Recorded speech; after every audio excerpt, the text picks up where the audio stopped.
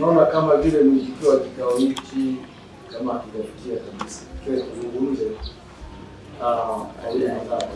kwa sababu tulikuwa tunaalika marais wa vilabu daraja la kwanza, kamati ya coaches, naona mwenyekiti wao yuko. Tulikuwa tunaalika kamati ya referees, naona wote niwaona hapa wa baadhi, lakini naona tena hawapo. Lakini nialika maadili ni kundi la WhatsApp au toa taarifa hapa ndio yanahusu nje ya kambi. Lakini kabla ya kuendelea na kikao chetu, niombe tutambulishe uchukue data kwenye daftari yako na baadaye tuongee mawili matatu hapo kama ngapi tutatoka sana. Karibu.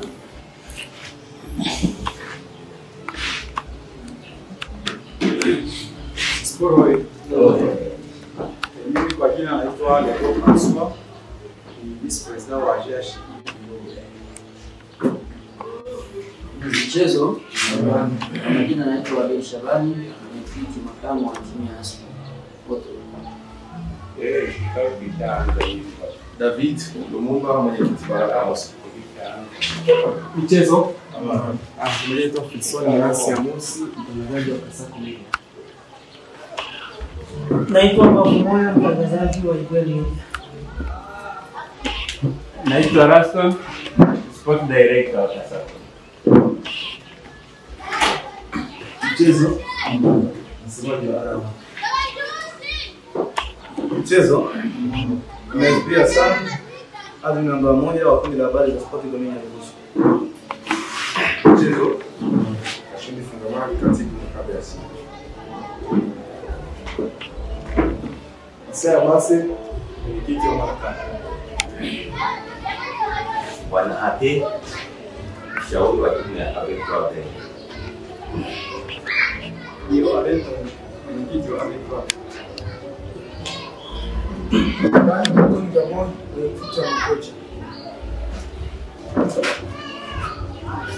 Mchezo naitwa Rudi Sabishimike, katibu wa mtaa. Mchezo naitwa Kasiri Kashindi, katibu wa shirikisho. Mpanda Mzaliwa, mwenyekiti wa makanisa. Juma Msilimu, mwenyekiti kanisa.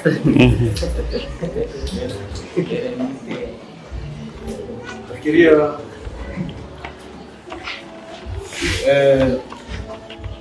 tumejitambulisha tayari. Karibu jitambulishe. Mwenyekiti. Hello. Kwa majina naitwa Karim John, ni mwalimu wa makocha. Haya sawa.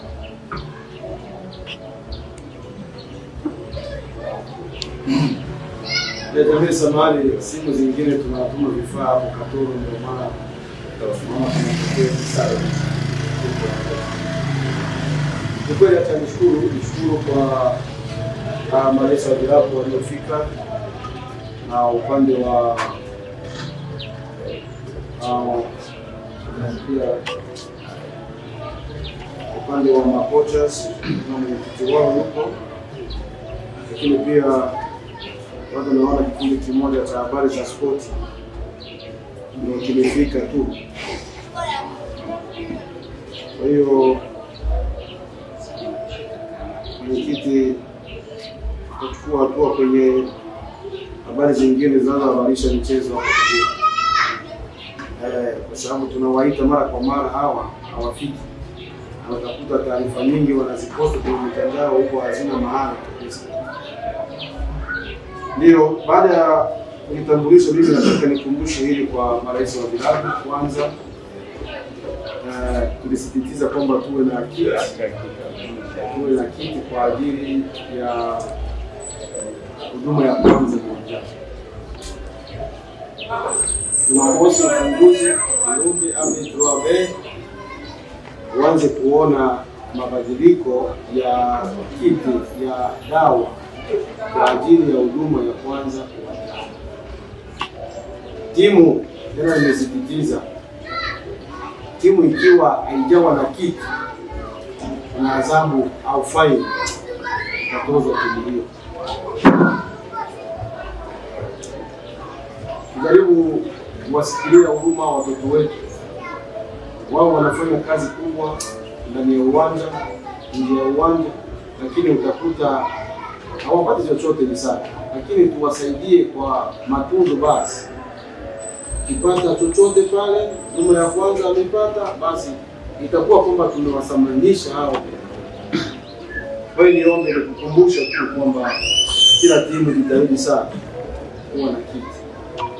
Na hapo swala la dokta, ikiwa una dokta aliyesomea haina shida. Lakini ikiwa kwenye kuna mtu alisomea kiganga, basi amuonyeshe mawili matatu ni mtu anapana panado hivi. Unaweza kujaribu kumasimu wenzako hivi na pomade, vitu kama na hivi.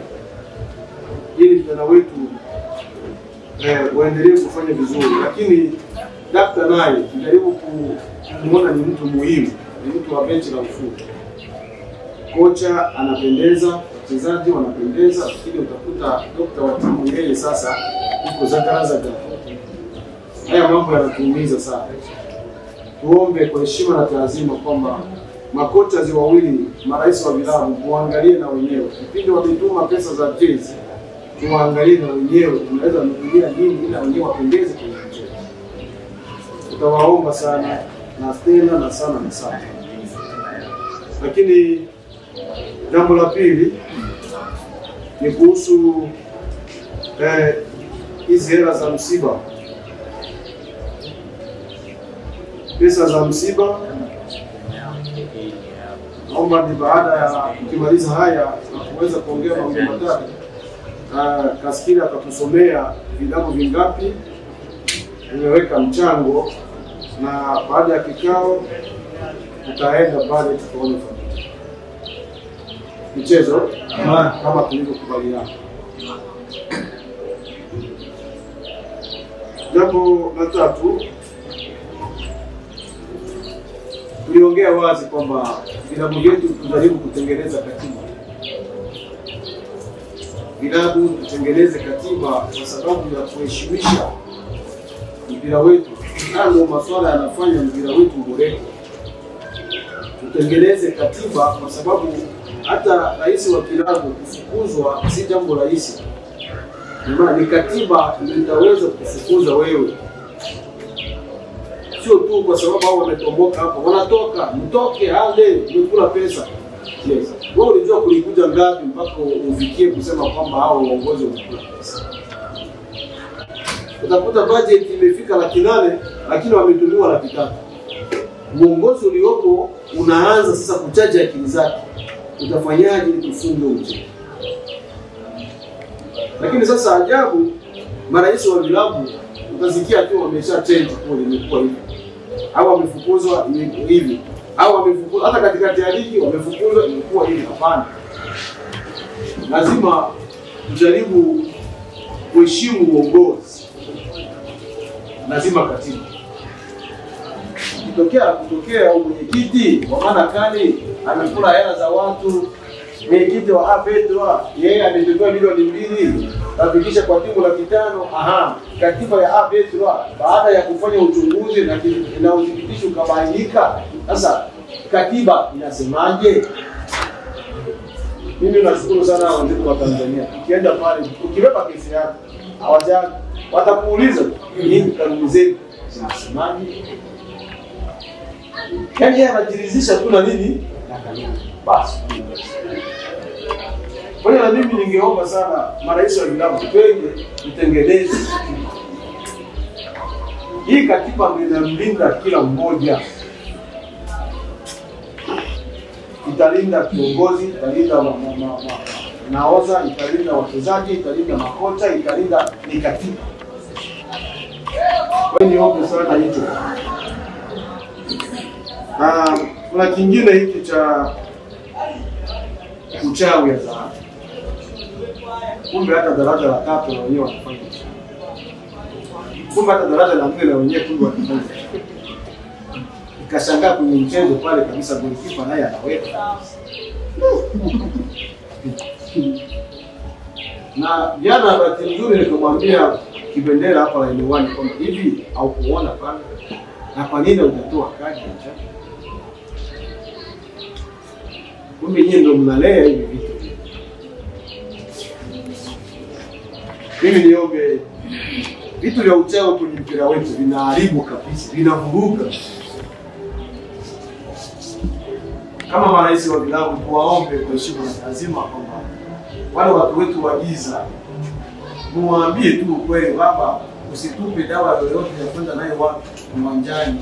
Wewe baki fanya mambo yako yote, acha waende kucheza. Sababu uchawi unavuruga sana, hasa kipindi za upigaji wa penalti. Watu wanaumizana sana. Na hapa kosa kubwa ni mmoja kwenye viwanja akivunja damu. Ni kosa kubwa.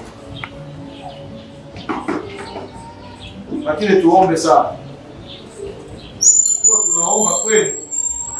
Ikiwa tunaomba kweli na hivi vikao kuvifanya, huwa ni attention kwamba ikitokea tukiadhibu wao utakumbuka. Ni kikao cha siku fulani, ni kikao cha siku kiliongeleka, na maana shirikisho imeadhibu hawapo sahihi. Kwa hiyo nenda ukaambie watu wako wa giza kwamba dawa hadharani haitakiwi. Kwa hiyo usitupe chochote cha kupeleka uwanjani. Wewe pambana huko ndani yako. Kwa hiyo hatutaki dawa, tafadhali uchawi hadharani kwenye michezo yetu. Tunaanza Jumamosi, lakini tutaanza kuona vitu vinaanza. Ili nani duara inapigwa na nini? Hiyo sio shida, ukipiga mduara wako piga, lakini usichimbe uwanja, usitupie cha kutupia watu waone. Hapana. Hapa hivi usiku kuna watu wanaumizana sana kwenye uwanja usiku, kuroga uwanja. Watu wanapigana sana. Ile mechi moja ya tena Ade vurugu za hatari pale, kapikiwa simu kabisa. Kulikuwa vurugu za hatari. Eti watu wa KE wametoa chungu. Ilikuwa chungu pale katikati ya uwanja. Ilikuwa ni vurugu usiku. Kwa jamani, mambo mengine utakuja kuwa watu bure kwa mambo. Mimi niombe sana. Na wanaotufilisha kwa mambo ni waamuzi na makanisa tu. Mimi silaumu watu. Ni wao ndio wanafilisha. Wanaona kabisa huyu katupa dawa. Anamuona. Huyu kachimba uwanja, wanamuona. Adhabu ni adhabu. Ukimpa njama usifikirie njama sio adhabu, ni adhabu kwa sababu akifanya mistake nyingine, njama nyingine ameacha wenzake kupungufu. Kwa kosa la nini? Na dawa. Kesho labda haturudi kutupa tena dawa. Wewe tuombe sana kwa heshima na taadhima. Jaribu kutia kando swala la uchawi. Fanya uchawi wako nyumbani, na ukifungwa usiende kwa nyumba ya mtu kwamba huyu katugeuka, huyu katuuza. Hapana. Tafadhali sana. Mara hiyo rais wa kilabu usitulaumu kwenye ofisi. Ukifanya kitendo kama na hicho nyumbani, wewe ndio umeenda kuvamia mtu, mashabiki wako wao wanani, kisha kwanza unaondolewa kwenye ligi kabisa. Na adhabu zingine sana.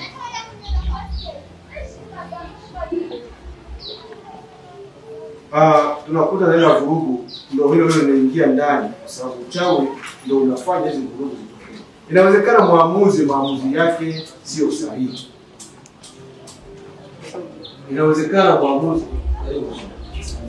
Inawezekana mwamuzi ameendesha mchezo ndivyo si, ameshindwa kabisa kumudu mchezo. Inawezekana kwa hali yake binafsi, kwa matakwa yake yeye anataka, kwa kitu alichopewa labda, vitu kama hivyo. Wewe si tungeomba kwa heshima na taadhima tuvumiliane. Huo ni mpira wa miguu. Inawezekana maamuzi kakosea, lakini tuvumilie. Na ikiwa kuna chochote basi tuandikie sisi, tukumbushe kama ofisi. Kuna hili litokea, likawa hivi. Wewe angalia sasa hivi kuna kesi imerudiwa sasa.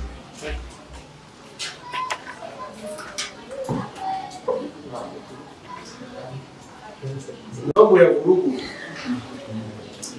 Nasemea kwa uwanja muamuzi, kwa sababu sio siri, waamuzi na wenyewe wanakimbia. Ni kweli. Lakini kukumbukana. Kishamaliza tuandikie. Sasa hivi nimeingia kwenye mtandao, kuna jambo nimesikia kwenye mtandao habari za sport kuhusu kadi ya mchezaji wa Maccabi City, kadi nyekundu.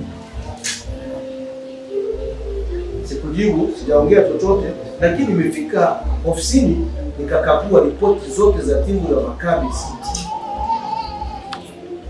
Mechi zake zote amecheza, nikute nyekundu sehemu, kwa sababu daftari yangu mimi imenionyesha kwamba hakuna kadi nyekundu aliyoonyeshwa mchezaji wa Maccabi City. Lakini wadau si wajinga, na mchezo wa mpira wa miguu unachezwa mchana, si usiku, alafu mchezo chumbani. Sasa haujifichi chumbani, ndio wazi. Wadau wameshakiongea sana, kama ni kweli. Ukagua ripoti sasa ya mechi ya Maccabi City squad ile kukuta kwenye ripoti ya muamuzi wamefuta kabisa. Kinachoongeleka ina maana afu ilishutiwa tena imeshutiwa. Wamefuta kabisa, wamefuta kabisa. Ndio kwenye penalty. Ndio makosa. Wale tusianzie kwa wapi? Kwenye dakika 90 za mchezo. Wewe unaficha kitu kiovu. Sasa hapa wadau namba 15 wenye mpira wao wamekuona vitu kufanya. Kitu. Sasa kufika sehemu wewe umekifuta. Ni kama vile kidonda, hata kipone naacha alama.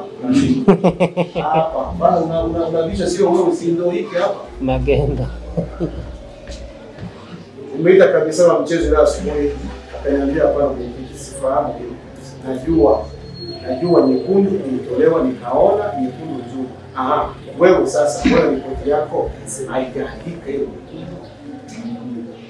Referee hakufika wa mchezo. Referee wakati hajafika, lakini ameshanipigia simu yeye mwenyewe. Mimi mwenyekiti, kweli kabisa. Ni nani alifuta hiyo? Nikamwambia njoo. Nataka upande pikipiki uje hapa leo. Nijue ni nani alifuta kadi. Hivi Maccabi City angemfunga J3 Sport. Kisha alalamiki.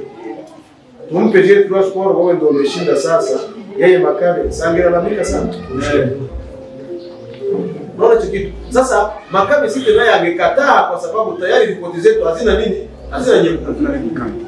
Wanane wanaonekana kwamba wafanye kazi. Ni sisi chama ofisa. Kwa hiyo tunataka, ndio maana hivi vikao hivi ndio vinatusaidia kujenga soka ya kambi. Sasa tunaita watu wa chini.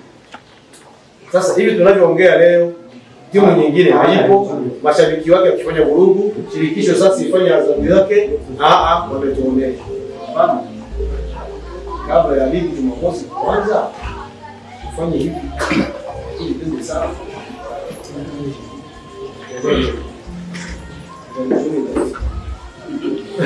Kwa hiyo sisi tuombe marais wa vilabu, nyinyi ndio mna sauti kubwa kwenye vijiji mnavyoishi, mashabiki wenu, wanachama wenu ni nyinyi.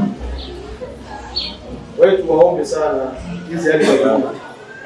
Na nimeita waamuzi kita waamuzi na kusikiliza vizuri. Nao watu tumefanya nao kikao Jumamosi.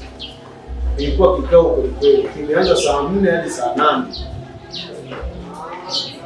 Na tunaongea mengi, ikiwa ni watu wazima na wenyewe wana akili zao, naamini mambo yataenda.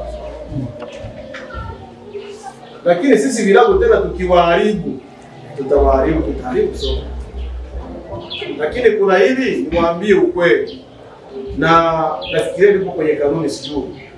Umesema hivi, mwamuzi yeyote atakayegundulika amepokea ongo kutoka kwa timu huyo kwanza tunamfuta kabisa. Lazima kwenye kambini ya piga. Lakini timu itakayoonekana ndio imempa ile rushwa, tumeweka faini ya 200,000. Lakini kuna adhabu nyingine ya mwaka nje ya mwaka. Kwa sababu nikataa hizi nini? Kwanza 200,000 faini, lakini mwaka nje wewe mwaka. Hizi chukue vizuri hili. Fanya siri yako kabisa. Mwenyekiti, tuko na 300,000. Fanyeni siri isigundulike. Itafuta. Lakini likifika kwetu papo, nimesema nakaja. Mara hiyo tumetukana sana na sisi naona tujikoshe kwanza. Mimi ndo nakula rushwa sana. Kinwa, nataka hiyo rushwa sasa ni ile kwa mfumo huo. Bora marefa alia muadhibu, tuna sababu, lakini kwa sasa kilabu silaumu kabisa. Soma kanuni, umechukua kalenda, nyuma kuna kanuni. Nashukuru mwenyekiti wa maana kana ameniambia amekaa chini akapitia kanuni zote. Bila anajua timu yake ikifanya hivi, adhabu itakayonifuata ni hii. Hata ampe sasa kocha bwana kanuni ndio hizo, na wewe ukitia vipengele vyako na wewe. Kuna vipengele vinambana rais wa kilabu. Kuna vipengele vinambana nani? Coach. Kocha ndio anatakiwa aelimishe wachezaji wake kwa sababu kuna vipengele vinawabana hao. Ndio wakati tunaendelea nikuulize swali ndio. Timu inapowekwa mwaka nzima nje ya viwanja, unamaanisha timu jina au unataka kutuambia timu wachezaji? Maana ule mchezaji anaweza akanunuliwa kwa ASCO, mchezaji yule wa ile timu. Ili unasemaje? Ni kweli. Kuweka timu upendi ni kwamba mchezaji inawezekana sio vurugu la mchezaji. Sio wachezaji wamefanya issue ya rushwa.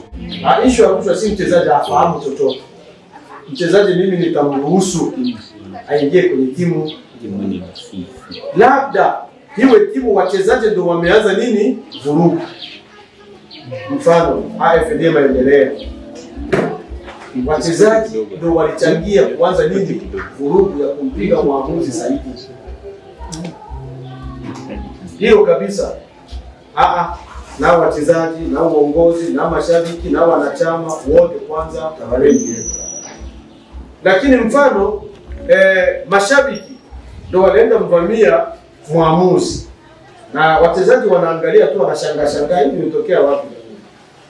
Mfano Aigle Noire hapa juzi. Aigle Noire baada ya kufungwa wakaenda benchi moja pale imevunjwa kabisa. Kitu maana kai tulikuwa nayo. Wanunue. Ni nini kosa? Tunauliza waamuzi walikosea wapi kwa mchezo? Wapi? Lakini wachezaji na wenyewe wanashangaa wanasema mpaka mmoja alikuwa namba 10 namba ngapi? Namba 7 namba 10. Hivi ndio nini? Unakuta unalewa pombe zako tu unakuja kutuharibia tu. Hivi yani mchezaji naye anaumia kile kilichofanywa na mashabiki wake.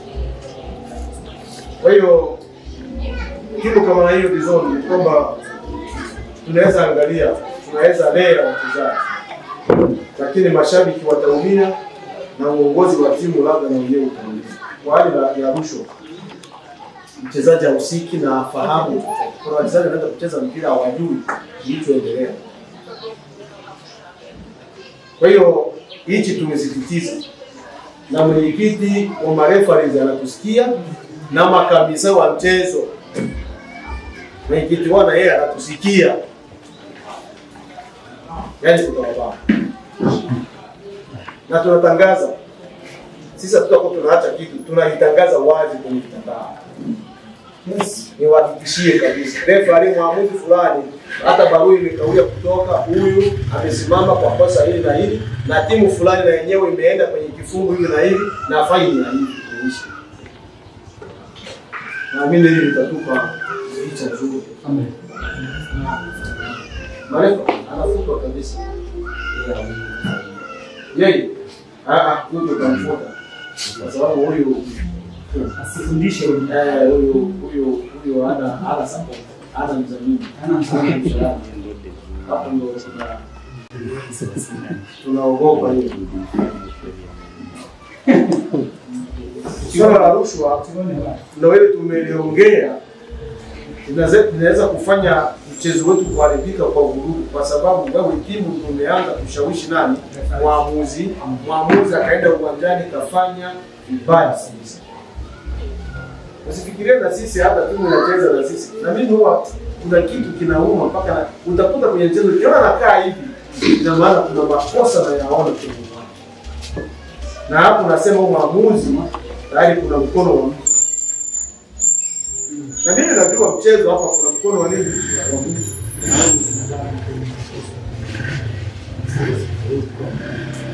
Yaani iwezekani mtu aliyosomea sheria 17 mchezo anazipitia, kwa sababu android hizi ukiingia kuzifuata vizuri sheria 17, ukianza na moja mpaka 17 utapata vipengele vingi.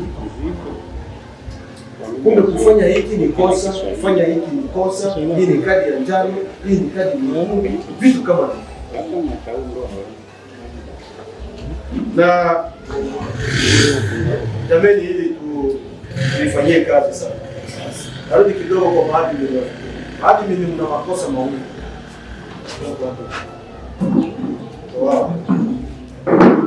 Maadili wa vikundi unatukosea ikiwa kundi lako lina mjadala na unaanza kuelekea kwenye hali ya ugomvi na matusi, unashindwa kukaribia wewe kama admin. Unasikiliza upuuzi unaendelea kwenye kikundi, wewe kama admin unashindwa kuongea kama kiongozi. Ndio maana wa kikundi nikipanda nasema jamani nikosha sioni hapa. Na ikiwa utaenda na mambo kama na hayo wewe kama admin unachochea vurugu kwenye mpira wa kama. Hivi vikundi ndio vinachochea vurugu nyingine kwenye mpira. Malengo yetu ya kuwaita nyinyi maadmin ni kwamba ukianza mambo yasiyofahamu kwenye kikundi, wewe usitisha kama kiongozi. Sitisha kabisa. Utakuta mpaka watu wanaanza kukana shirikisho, wanaanza kukana bodi ya michezo, wanaanza kukana na majina wanataja kabisa kwenye kikundi. Lakini hadi mimi amekaa tu anapongeza. Pongeza bana. Shirikisho na mamlaka ya kufuta hiyo vikundi. Tutafuata protocol taratibu, tuna kwa zoezi la michezo, tunaenda kwa kambi, tunaenda Moa, tunaenda kwa sababu na hivi vitafungwa tu kwa hatutaki tusikie tena chochote kile kinachofanana habari ya sport ya nguvu. Kwa mimi ni waombe kwa heshima na taadhima maadili wa vikundi, ukiwa changamoto tupigie simu tuweke sawa. Hata inbox ingia ulize. Mimi nashukuru sasa hivi ndio mtu yuko vizuri. Yaani akipata changamoto para mwenyekiti, kuna nataka nifanye hivi, kuna ile hapana, tumebadili hapo ni hivi. Kuna ule dogo mfariji wa PD. Ndio jana ndo amekuja akaniomba msamaha. Na taarifa alipeleka mtandaoni ya michezo kusitishwa. Akanukuu kama mimi ndio natoa ile taarifa. Na picha yangu kabisa akaweka ile akakisha. Hata ni shati nyingine na wakadari nzuri. Lakini mimi nikatrack ile taarifa ilikuwa wapi. Nikaanza kukuta Bilombe leo Dodoma ndio wameanza na ile taarifa. Baada ya kutrack Bilombe nikamkuta mtu mwingine wakasa kule nani Ishara naye ndio walikuwa mtu, yani mfariji kuweka Ishara akachukua, Bilombe naye akachukua kwa Ishara, ndio hivyo wenda. Nikaenda kukuta Ishara. Nilipoenda kwa Ishara, sio Ishara. Nikaenda kukuta ni Mfariji. Mfariji anaishi wapi? PD. Ndio huyo wewe. Nikachukua namba nikampigia. Akapokea. Hapana, mekita hapana, sio mimi unajua. Ukweli, niambie tu ukweli. Sio wewe ni wewe. Kwa kweli nisamehe tu ni mimi sijui. Ulitoa wapi taarifa? Hii taarifa nilisikia. Na mimi taarifa nilikuwa naificha kwa sababu niliona ni jambo jepesi alizochukua nini muda, lakini yeye kalikuwa na ikishapita kwa hii mitandao baba, yaani ulimwengu mzima umepokea. Wasikudanganye wewe. Hii ndio ndio kana kufisha. Ina maana wasikudanganye kwamba hizi grupu zenu mnaona kama ni za Nyarugusu. Hapana. Baba, hata moa pale wanazipata. Unasikia audio tu. Natoka wapi? Unasikia mmoja wa mwana kupigia simu. Nimepata ile audio. Nasikia naweza sema. Umeshtuka. Umefikaje kwao? Kwa hiyo maadimi iweni makini. Ukija audio mbaya, futa. Ukija message mbaya sio ya kujenga, futa. Lakini ikiwa ni kweli kama hii ya kadi, haiwezi kufuta. Hii ya kadi na sisi mmetupa kitu, mmetupa jambo. Ilikuwa sisi hatuna nini? Taarifa. Kuhusu kadi nyekundu. Lakini kupitia nyinyi tumepata taarifa ya kadi nyekundu. Unakuja kitu kufanyia. Na mimi niombe sana maadili.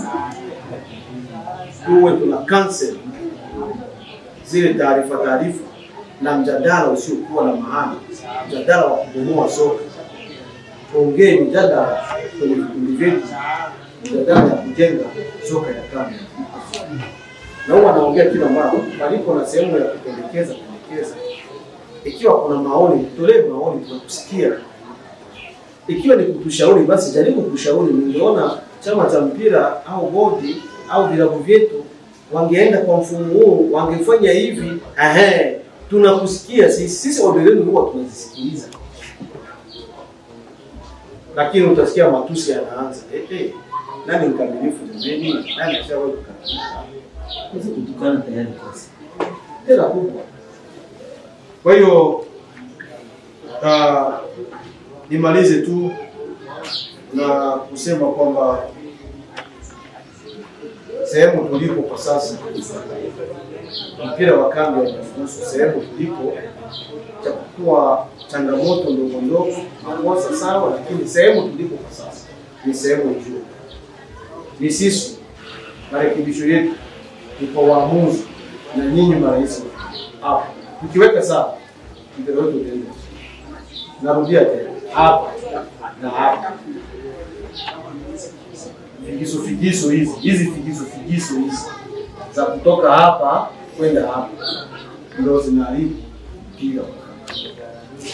Niombe marais zile hela za kuwapa mareferees wapo wachezaji. Mimi nina imani kwamba mechi ya klasi ya timu kesho na sisi hakuna dawa ilifanyika. Nina imani haikufanyika. Kwa sababu hapa kwetu mchezo wa mshindi wa 3 huwa unasarauliwa kama vile hauna si mchezo. Lakini wamecheza vizuri. Mpira kabisa vizuri. Jaribu mwenyekiti wa kilabu kwanza, jaribu ligi moja kwamba sitatumia dawa. Hii posho na wapa nani? Wachezaji watakubali, hawezi kataa. Ni mwalimu wao, wapa morali, mcheza kwa bidii, lakini kuna posho yetu hapa kila mchezo, kila mchezaji 30 anaanza ifo. Uone jinsi kilabu au timu itakayocheza. Kwa sababu na tulikuwa nayo yeye kushindika, yeye kulikipa kuweka nini? Dawa. Haikupita dakika ngapi bado. Ukajiuliza mbona huyo akaweka pale na dawa hapo.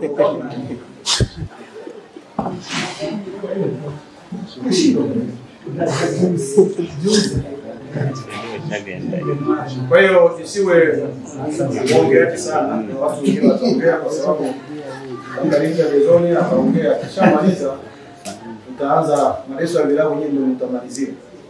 Tutaanza kwanza na mwenyekiti wa makochas, akimaliza tutaingia kwa mwenyekiti wa marefari, amalize kisha vilabu na nyinyi tupate pendekezo zenu, na ikiwa mmoja wa media ataongea basi tuwe wafupi tusiwe warefu sana kuongoa muda.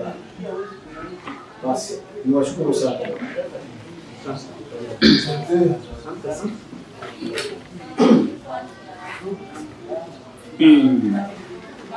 Mchezo.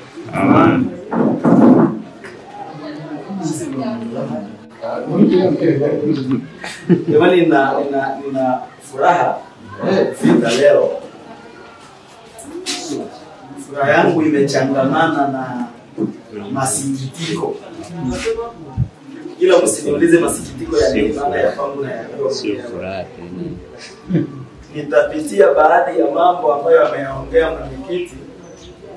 Kuna sababu tuna wafadhili ambao wako Ulaya, timu yetu na wafadhili wako Ulaya. Tunaanza ruka viunzi. Nisema kuruka kiunzi naeleweka. Tunaruka. Kuna watu ambao wanajiruhusu. Acha niseme kwanza Kiswahili cha Mungu. Kuna watu wanajiruhusugi kutoka kwa sababu hapo na rais wake wa timu yuko Ulaya. Anapiga simu kwa Katona. Hususan akiona kuna issue ya timu yake iko kwetu. Unapiga simu kwa Katona. Michezo. Ni jambo ambalo huwa halibariki sana. Bahati nzuri ni kweli hata kubali hela yako ataikula, lakini uelewe kwenye bodi yuko peke yake. Sio umeongea na mtu mmoja. Tukipiga chini utaidai nani na utalalamikia nani? Baada mnashindwaga kusema mimi nimempatia Katona rushwa. Mshasikia mmoja anakwambia kwani hawampati? Natoaga mfano wako. Kuna barua haikuwa hata ya kwangu, ilikuwa barua ya yule bwana. Mimi nikawa reserve copy. Aliyeniletea barua ananiambia hizo ndio umetoa hili swala ulisimamie, tutajua cha kuongea. Ananifuata kwangu. Hii ndo nini? Ndio cha kuongea kinini tena? Hilo ni moja.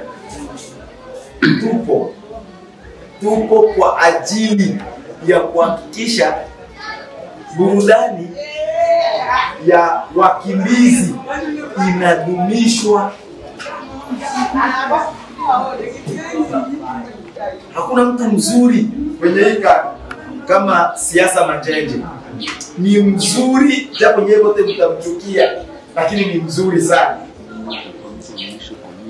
Ni mtu anayesimamia kanuni zake yeye alizoziweka. Kuna watu wanasema hatoaki vibali. Niliendeka na mtu mmoja juzi. Nikaenda naye kwa mzee anapumzika kutoka Kigoma. Lakini pia na mzigo wake anaenda kuposti. Ameniomba nimsindikize na angetamani kupata kibali. Akapiga simu operation. Hadi njoo. Mwandikie kibali huyu bwana Bizone amekwisha ongea. Mwandikie kibali cha siku 5 anaenda Kigoma. Aliondoka jana. Ni mtu mzuri isipokuwa hataki uongo. Ni mwana saikolojia. Utakapoanza kupindisha atakusoma. Ndiyo sababu vitu vingi kambini vinakwama, tunabaki tulaumiana. Kwa sababu tunataka tutumie njia ya mkato. Wewe unajua wewe rais wa kilabu unayemuona mbele yako ni Kinua, ndio tunasema shirikisho. Ni kweli kabisa. Kinua anaweza ni binadamu kama alivyoongea. Aka Santima. Karia leo ni mwanamemba wa timu gani Rason? Simba. Sawa, Santima ikampeleka huko. Ni wazone ya 3 mshabiki. Utapewa tu shabiki wa Alianza, shabiki wa Vilombe. Yote maafu. Hapa haiwezekani. Njoo kwangu. Mimi issue yako nitaingiza kwenye bodi. Wapendwa, kwenye bodi kuna kuaga maneno ya makavu. Tukisema leo tunaambiana makavu, tutakwambia tutasema makavu kabisa. Na huyo Katona naye mkimbiliaga anaambiwaga yeye hivi. Sisi bodi tunasemaga mharibifu wa mpira wa kambini ni Katona. Huo na shahidi. Hilo ni moja. Lakini la pili ni kikao kilichopita kulikuwa ombi.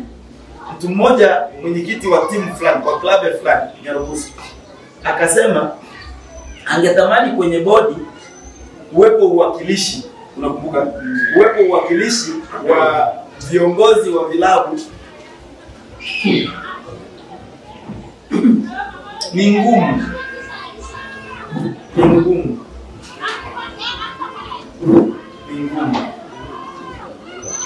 Ngumu wake ni kwa sababu utakapokuwa pale wewe utakuwa bosi wa huyu. Sisi tutakapokuchukua wewe kwa sababu kwa maana kali ndo angalau tumchukue tumweke huyu. Ina maana tumechukua marais wa vilabu kuliko kuongozwa na shirikisho. Wao wanaongoza nini? Shirikisho. Kwa sababu kule sisi tunakuaga na maelekezo yetu, huku tunahitaji ligi 1, 2, 3, 4, 5. Hatutaji kukiona. Kama mpaka sasa huyu bwana anaendelea kupiga vita habari za uchawi, ni maelekezo yetu. Kuna miuchawi ambayo inafanyika hadharani. Kama ya timu fulani ambayo tuliona kwenye TV. Mpaka mchezaji akaenda kungoa ndio goli litapatikana. Binaanza kuwa na umu. Bwana anasemaga neno lake moja hivi kwamba mpira wa Tanzania unazidiwa na wakami. Unazidi wakami kwa mazingira. Lakini sio kweli. Ni kweli. Kwa hiyo viongozi wa vilabu ni kwamba viongozi wa vilabu ni kwamba itakuwa ngumu kumshirikisha, kumuongeza mmoja wa viongozi wa vilabu kwenye kamati ya bodi. Maana tujue kule kuna kuaga polisi mmoja. Kuna kuaga mtu mmoja kutoka Wizara ya Mambo ya Ndani kwa MHA. Ndio mwenyekiti. Polisi ni makamu. Zone leader anakuaga katibu. Kuna wajumbe ambao kuna sungusungu mmoja, kuna madekambi wawili. Kuna mtu mmoja kutoka IRC.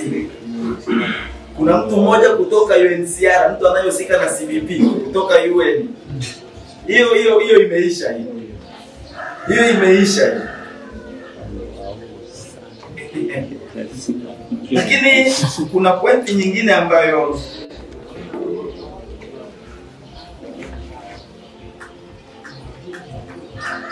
nimeiona sana kwenye Kasa Cup Round 4. Kiliniuma. Tunakubaliana mashabiki wasipite au wasiingie uwanjani. Kwenye kanuni zenu, kwa nini lile swala huwa hamlishughulikii? Nilimwambia mtu mmoja akaniambia aliko kwenye kanuni. Beba kanuni Moguchi. Kwa sasa lipo linakuaje sasa linakuwa. Huyu mtu asingenijibu hivi. Alinijibu uwanjani siku ya mechi ya finali. Ukisema hasomagi na ni moja wa makamisa. Hasomagi nini? Hawasomagi kanuni. Nilisema baada ya wajumbe wa timu ya Alliance, ile bodi iliyozunguka, bwana alikuwa karibu yangu. Wakaja karibu hapa kwenye mechi kuliko kupita nyuma. Huyu ndio aliwaambia piteni huko nyuma. Wakamuona kama kishkwambi. Mterezi. Nikauliza, kwa hili kuna adhabu gani? Naambia ile alikuwa kwenye kanuni. Niwe wazi tu. Liliniuma. Ndiyo sababu walipopita sikusema. Sikusema, niliona hata niseme haliko kwenye kanuni. Tuwe tujaribu kuku. Eto nyeme anaba munena hiyo. Sasa hiyo lugha wengine hawezi sikia hata sikia hata tafsiri. Kuna lugha moja ya Kichina, kuna neno moja hivi la Kichina.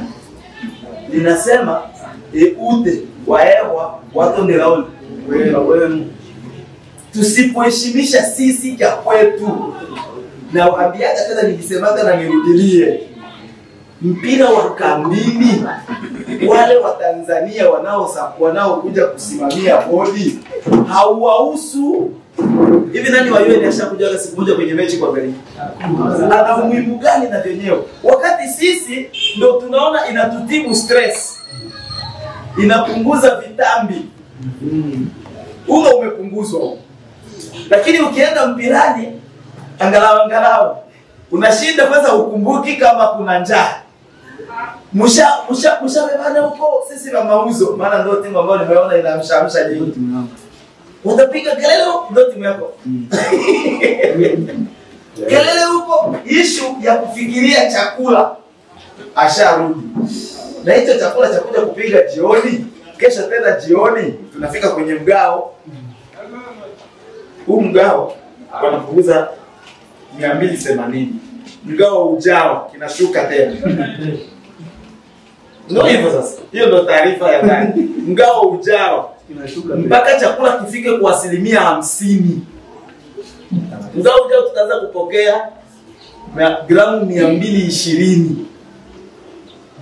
Si tulikuwa 365, itashuka mpaka 220. Na hatujui itapanda lini mpaka wapate fedha. Fedha zenyewe UNHCR kwa sasa imepunguza watu 54 yenyewe. Tanzania nzima ni watu kama 104. Hizo fedha zipo. Polisi wanaambiwa wabaki 25 senta zote mbili. 25. Asilimia 75 waondoke. Sasa wanakuaga 100 huku na huku, wanakuaga 100. Wakitoa asilimia 75 kunabaki asilimia 23 ndio wangapi? Sungusungu wenyewe wanahitajika kupunguzwa. Red Cross washaambiwa lazima muanze kuamua, mimi nitatoka, mimi sitatoka. Hawatakuwa wameshapunguza mshahara sasa hivi asilimia 25. Hiyo ndio ilikuwa ndio option mbili ambazo ziko polisi. Au mkubali mshahara tushushe, au mkubali tupunguze watu. Basi Wameshapunguza kwanza mwezi huu, kwanza mwezi. Na hivi kikosi kipya kinaingia usiku. Kikosi kipya kinaingia usiku. Wapendwa, soka ni ya kwetu. Lakini pia si wapo kwenye hili mpira wenyewe unanya ruhusu. Umempa Kibdeni Simjina. Wapendwa, tuheshimu cha kwetu ili mgeni aje kutuheshimu na sisi. Tusipoheshimu vya kwetu, hakuna atakayekuja kuheshimu. Kiongozi amezungumzia habari za marefa. Nilisoma kwenye mtandao marefa wa Ligue 1 na marefa wa Ligue 2. Ndio hivyo. Wadau wakaanza kumlalamikia Mwenda Pole. Ayo, walikosea. Angerudishwa daraja la kwanza, Mwenda Pole angekuwa daraja la kwanza. Hivi tutamisi hivi. Vigezo vipi wamefanya? Sasa ukitaka kujua vigezo ili wewe hiyo vigezo itakusaidia nini? Hiyo vigezo wewe itakusaidia nini?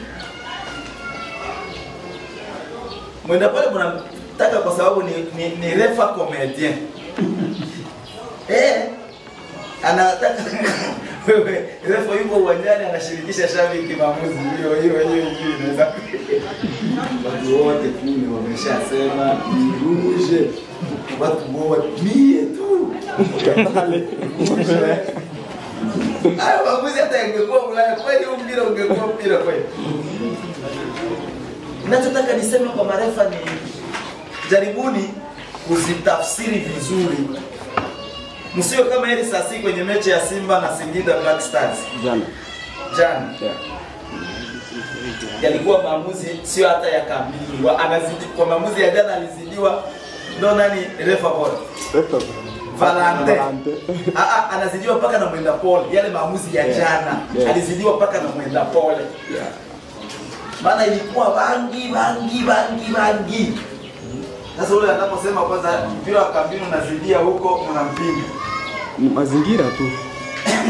Ninachomaanisha tujaribu kusimama. Kuna dogo alitoka huko anapiga filimbi Marekani. Nani bro? Alitoka huko. Anapiga filimbi Marekani. Tutasema yes, mechi tu za wakimbizi ni timu ya state.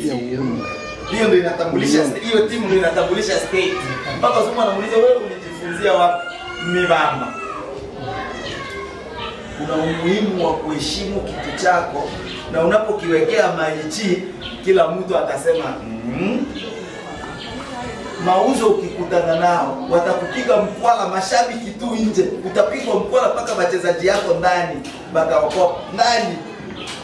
Liverpool wapigwe bao 100, lakini amsha jukwani iko pale mpaka unasema hawachoki.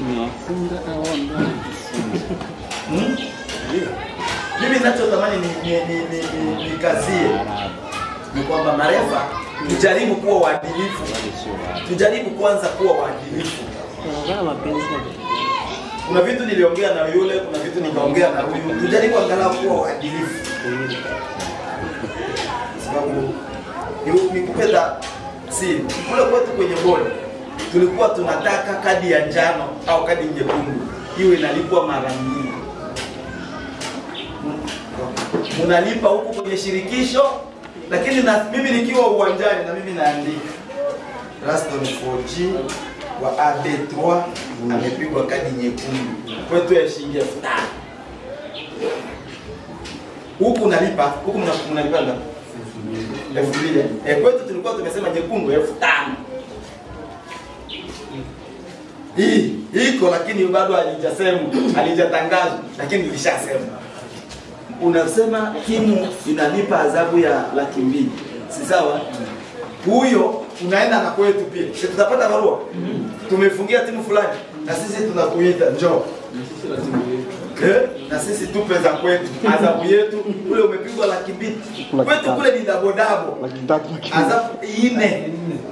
Gaiki ulicholipa huku unaenda kutulipa kule dabo yake. Ili kukomesha, kumaliza na kutokomeza ujinga wa baadhi ya watu wamejiingiza kwenye soka wakati sio wana soka. Mchaguzi mmoja Tanzania anaitwa Ambukile anasema kuna soka la Tanzania limevamiwa na watu ambao wamenunuliwa kwa ajili ya kuja kulichafua. Hiki ndo nimekiona hata kambini. Mimi nilikuwa nimeapa kabisa. Huyu anakuwa rafiki yangu sana wa muda mrefu. Ni rafiki yangu wa muda mrefu. Nimeapa sitaingiaga viwanjani. Kwa nini? Mechi ya DE na Vilombe, finali iliyokuwepo HD. Mpira unapigwa hapa wanatogola, ule mpira unapigwa hapa wanatogola. Vita Benjamin. Vita Benjamin. Sasa ni mpira wa Vilombe ulipoanza kuchezwa, DE wakatogola. Unaenda haraka na ulipoingia wakapigwa bao. Wade ulipokuja wakagomboa na wao. Vilombe nao wakatogola. Wakaambia sasa shirikisho mlete wa kwenu. Dakika kama 10 hivi. Kama 10 watu wanasubiri mpira. Shirikisho lilikuwa sio hili. HD pale. HD de Martin. Finali. Mechi iliyofuata baada ya hiyo, mechi ya ligi nyingine ya ufunguzi ikawa Feba na DE, ndio nilisikia lugha hapa Iwela. Wakakusanya mpira, wakaweka makwapani, tunajitokea yetu. Nikasema, ndio hivi tena, nikaviacha. Nikabaki kushabikia vya Ulaya. Lakini hivi ukiniuliza vya Ulaya sivijuagi tena. Nishakuwa shabiki wa timu za Tanzania. Mimi sisi. Nyaruhusu bana mshanikunja moyo naendanga. Huyu bwana ndo ananisumbua. Hizo leo unakuwa kiwanja gani? Tena si ajabu unamuuliza na nina kila kitu. Umeweza hivi leo wanani wanacheza? Kwa sababu kuna vitu ambavyo vinafanyika havinibariki. Iwe wazi kwa kweli. Tujaribu kuweka sawa. Niache nazungumzia habari za watu wa media. Naona kanaweza nikaona kamera nyingi uwanjani. Sijuagi ipi ni ipi na nani ni yupi. Ningetamani niwe siku moja sijui niliulizaga nani. Sio kwa hiyo sio yule na ni wewe. Ndio ile hapa kuna siku ya finali ya wanawake. Ile tulipiga na nikaponi ule ndio gani. Na yeye ananiambia subiri kwanza niulize. Alipoenda kuuliza ndo mpaka hivi atarudi.